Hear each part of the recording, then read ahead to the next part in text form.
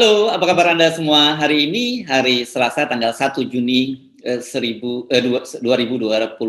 Ini ingatnya 1000 kayak masih muda aja. Jadi ada bahasa begini, kalau kita biasanya hari raya kan, kalau misalnya hari raya Lebaran kita nyebutin selamat merayakan merayakan hari Lebaran bagi yang merayakannya. Dan hari ini kan juga sebenarnya tanggal 1 Juni versi pemerintah. Jadi perlu nggak kita menyampaikan juga selamat merayakan Hari Pancasila bagi yang merayakannya gitu. Oke. Selamat menggetirkan Pancasila. Nah, saya kira pas karena hari ini ternyata KPK akan tetap melaksanakan pelantikan 1.271 orang gitu. Klaim dari juru bicara KPK 1.271 orang, kan sebenarnya waktu itu yang dinyatakan 1.274 yang lolos. Nah, ini 1.271 dan akan dilaksanakan 53 orang hadir di KPK, yang lainnya melalui online. Jadi pertanyaan, apakah bagaimana dengan 24 orang itu yang dinyatakan bisa dibina? Berarti kan nggak masuk di sini. Dan juga kemarin kita menyebut ada 693 orang yang menolak menyatakan pelantikan. Nah, ini menarik saya kira, Bung Rocky. Jadi ini terpaksa kita mesti rumuskan bahwa kalaupun dipaksakan pelantikan, itu artinya pelantikan yang tidak suci itu. Karena ada pemaksaan. Mungkin aja ada beberapa orang yang terpaksa harus mengiyakan karena akan dijadikan contoh oleh KPK sebagai orang-orang yang taat aturan, karyawan-karyawan yang dilantik. Tapi di dalam hati kecilnya tetap ada kegelisahan. Dan itu akan terus membayangi pekerjaan di KPK nanti. Karena pemaksaan, maka kelegaan itu nggak muncul. Jadi tetap saya lihat bahwa demi menyelamatkan momentum 1 Juni, maka mesti ada upacara itu. Jadi sesuatu yang direkayasa aja kan. Bisa juga nanti itu Zoom-nya palsu segala macam. Pokoknya 1 Juni nggak boleh menimbulkan citra kegetiran atau citra kesedihan. Ini yang disebut arogansi ideologis gitu. Jadi seolah-olah Pancasila itu nggak lagi punya efek kalau nggak berhasil melantik pejabat KPK ASN baru kan. Padahal Pancasila ya dia udah menetap menjadi fondasi, menjadi kesepakatan kultural tuh. Kenapa mesti dicarikan pembenaran tuh bahwa Pancasila memang 1 Juni karena ada pelantikan KPK, kan otaknya begitu sebetulnya. Tapi di publik tetap terlihat bahwa ya apa sih itu, BEM UI, BEM seluruh Indonesia berupaya untuk demo dihalangi. Tapi ada pemaksaan untuk memaksakan seorang jadi ASN. Tentu dengan mudah KPK itu pakai segala macam aturan untuk memaksa orang dilantik.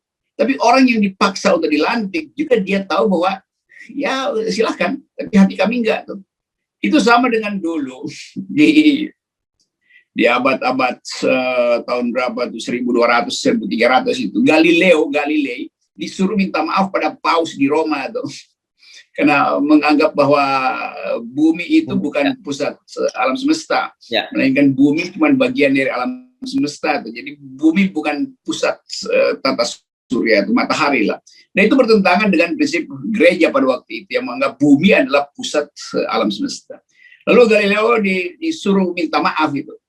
Dalam hati dia bilang begini, oke, saya akan tunduk minta maaf, tapi otak saya nggak akan minta maaf, karena saya tahu bahwa salah ajaran gereja waktu itu. 200 tahun kemudian baru gereja koreksi bahwa memang gereja yang salah.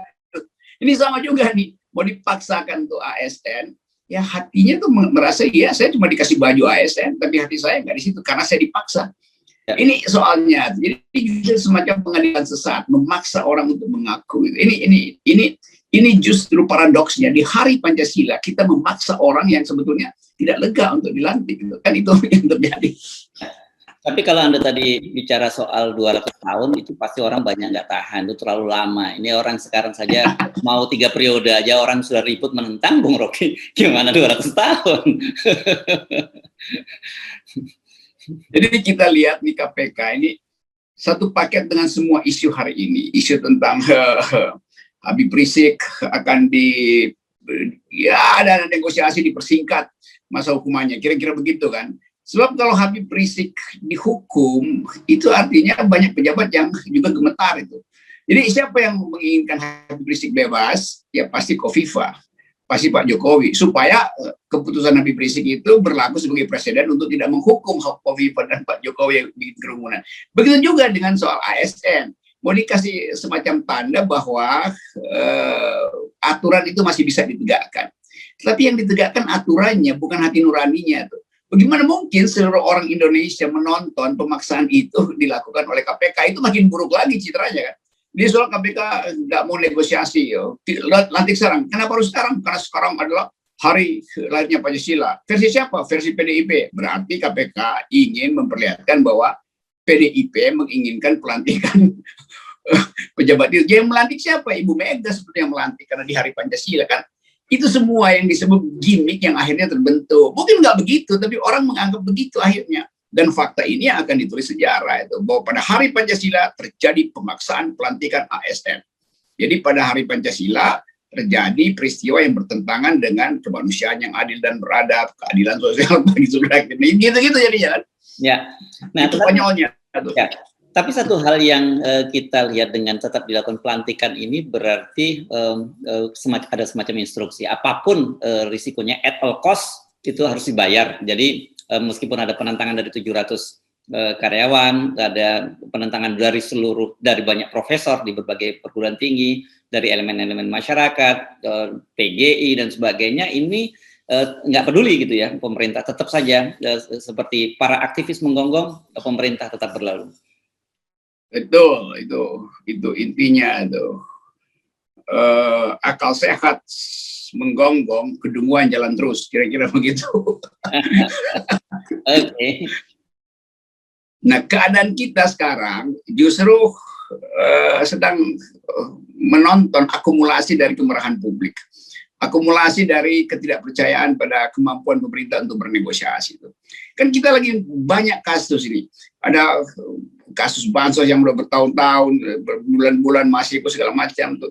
Tadi saya lihat koran Tempo ada cover story-nya Prabowo bergelantungan senjata dan dikasih caption di situ beli senjata dengan kawan-kawan yang juga potensi korupsi itu. Jadi begitu banyak isu ada di kita, tiba-tiba KPK seolah-olah nggak peduli dengan isu-isu ini, lalu yang penting lantik dulu tuh. Jadi perkumpulan kedunguan ini memang udah nggak bisa dibubarkan lagi. Jadi kalau kerumunan bisa dibubarkan, kalau kedunguan udah nggak bisa dibubarkan, karena ada orkestrasinya tuh. Jadi sekali lagi FNN dan teman-teman pers selalu ingin mengajukan satu prinsip bahwa demokrasi itu adalah negosiasi. Demokrasi itu adalah percakapan untuk menghasilkan ya sebetulnya win-win solution. Kalau kita pakai bahasa bijak, bukan pemaksaan tuh. Tapi tetap kita tahu bahwa memang betul tadi Hersu, ada yang mesti dibuktikan hari ini, yaitu akan ada yang dilantik tuh. Nah, pemaksaan itu yang kita anggap sebagai pekerjaan dari 2-3 orang aja tuh. Presiden Jokowi mungkin juga tadi malam gimana gue mau larang, nggak bisa, gue cuma petugas, kan begitu-begituan. Nah, ini saya kira clear kalau hari ini tetap dipaksakan, berarti sebenarnya kita akan mencatat dalam sejarah bahwa inilah sebenarnya kita bisa peringati sampai berapa tahun yang akan hari kematian KPK gitu ya, secara formal sebagai lembaga pemberantasan korupsi. Karena berikutnya seperti Anda sebutkan, KPK akan dimanfaatkan oleh rezim pemerintahan untuk menangkapi para musuh-musuh politik yang melakukan korupsi, atau bahkan kalau cari-carilah pasalnya bisa seperti itu. Ya, artinya ada juga elemen-elemen yang akan dimasukkan KPK ke dalam sebagai reserse baru yang nanti mulai minggu depan akan membuktikan bahwa KPK ternyata tidak bisa didikte. Iya, tapi KPK diarahkan untuk hanya menangkap kasus-kasus tertentu yang berlawanan dengan pemerintah. Itu sebuah akan terjadi, dan ya ini hari di mana kita diuji apakah Pancasila itu adil buat seluruh rakyat atau sekedar dipakai sebagai pameran dari sebuah partai itu.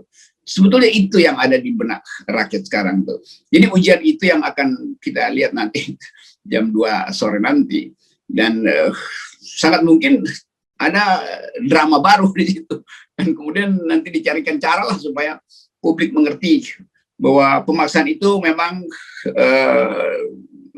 dikehendaki oleh masyarakat yang lebih luas yang ingin KPK selamat.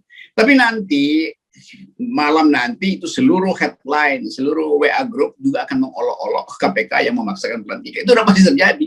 Nah, mestinya itu yang diantisipasi. Karena buat apa pelantikan yang legal tapi tidak legitim? Kan itu kan soalnya. Tentu ada legalitas melantik tapi tidak ada legitimasi. Gitu kira-kira. Nah, yang terjadi saya perkirakan ini akan terjadi kalau selama ini banyak publik civil society pasang badan untuk KPK. Saya kira mulai hari ini mereka akan membalikkan badan, membelakangi KPK. Dan membalikkan badan itu sekaligus membalikkan badan terhadap kekuasaan. Karena ini pertaruhan terakhir. Orang masih anggap oke, mungkin nanti Pak Jokowi datang dengan semacam konferensi pers baru kan, seperti kemarin beliau seolah-olah memperlihatkan, saya masih tidak setuju loh kalau ada yang tidak dilantik gitu. Ternyata memang sinyal Jokowi pun sebagai presiden itu nggak didengar. Jadi ada yang di atas Jokowi yang mengatur arah dari KPK. Kan itu sebetulnya kesimpulannya. Nah, sekarang bagaimana ya pers menyikapi KPK selanjutnya? Katakanlah ini KPK udah pasti dengan cara begini KPK akan tetap ada, komisioner pimpinan-pimpinan yang ada juga tetap ada, tapi untuk mengganti 75 orang yang di luar atau mungkin nanti ada beberapa dari 700 orang, dari 693 itu juga karena menolak akan dipecat, karena akan masuk Anda sebut tadi reserse baru, dan ternyata kemudian mereka melakukan penangkapan terhadap lawan-lawan politik gitu. Bagaimana media harus memberitakan? Apakah tetap akan memberitakan atau sebaiknya kita mulai saat ini tidak perlu memberitakan kegiatan apapun dari KPK? Gak usah beritakan, bikin meme aja tuh. Bahwa ada gedung KPK, terus ada presiden di pojok ujung kiri itu cuma nonton sebagai makhluk kecil. Di depannya itu ada sebuah partai dengan logo besar. Maka gedung KPK kemudian merah putih memang udah sesuai dengan sebuah partai. Logonya dirubah itu. Jadi logo sebuah binatang astral di atas itu. Jadi klik kira-kira begitu. Dan orang akan paham bahwa pers tidak punya alat lagi untuk memberi wisdom. Karena seluruh wisdom dari pers sudah diucapkan minggu ini dan gak ada yang mau dengar. Jadi udah bye-bye KPK, maka silakan ganti logonya. Mungkin logo agak bundar, ada spanduk di atas KPK itu, dan orang tafsirkan itu sebagai logo sebuah partai yang memang ingin memaksakan arah penyidikan KPK, mengganti arah penyidikan KPK dari yang terarah pada dia, terarah pada oposisi sekarang. Kan gitu aja.